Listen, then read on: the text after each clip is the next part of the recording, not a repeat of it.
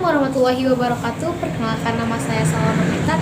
Saya dari kelas 11 pemasaran 2 dari SMK Negeri 5 Pangalengan. Di sini saya akan sedikit membahas tentang surat bisnis. Apa sih surat bisnis itu? Definisi surat bisnis adalah salah satu bentuk surat yang kerap digunakan oleh pihak perusahaan untuk urusan bisnis. Adapun jenis dan contoh-contoh surat bisnis, yang pertama ada surat perjanjian atau faktur, yang kedua permintaan langsung, yang ketiga permintaan informasi rutin, yang keempat surat pengaduan, yang kelima surat undangan atau pesan, yang keenam surat permintaan kredit. Namun yang saya akan bahas di sini adalah 2 poin, yaitu surat perjanjian dan surat pengaduan. Yang pertama yang saya akan bahas yaitu surat pengaduan.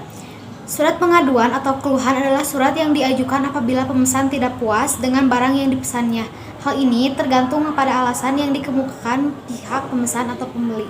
Surat pengaduan juga memiliki fungsi, yaitu yang pertama memberitahukan kepada penjual atau penyedia jasa mengenai kekurangan barang, kehilangan barang tanpa ada tindakan atau pemberitahuan lebih lanjut, dan serta pelayanan yang tidak sesuai prosedur.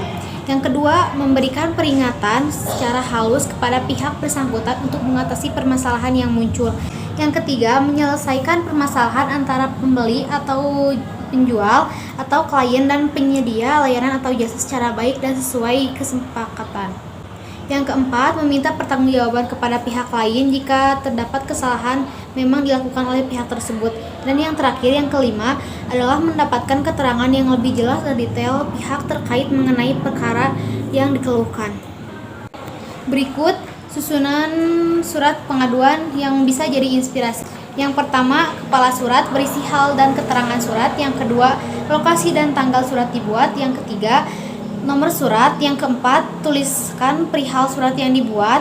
Yang kelima, tambahkan lampiran jika diperlukan. Yang keenam, alamat penerima. Yang ketujuh, isi surat yang mencakup penjelasan, keluhan atau komplain secara detail.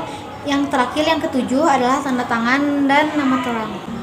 Nah, selanjutnya yang saya akan bahas poin kedua, yaitu tentang surat perjanjian. Apa sih surat perjanjian? Isi dari surat perjanjian yakni hal-hal mengenai kesepakatan perjanjian. Selain ini, isi perjanjian harus tertulis secara sistematis, lengkap, dan real. Penutup harus berisikan pernyataan yang tegas dikarenakan berisi bukti di kemudian hari terdapat konflik jika pihak dalam perjanjian. Nah, surat perjanjian ini memiliki fungsi, yaitu yang pertama, surat perjanjian kerjasama dibuat agar seluruh pihak yang terlibat dalam suatu kegiatan kerjasama dapat merasa tenang dan aman. Hal ini dapat terjadi karena surat perjanjian ini bersifat mengikat dan menjamin seluruh pihak terlibat untuk melakukan kemudian dan mendapatkan haknya. Sekian pembahasan dari saya yang mengenai surat bisnis. Mohon maaf bila ada kekurangan dan kesalahan. Wassalamualaikum warahmatullahi wabarakatuh.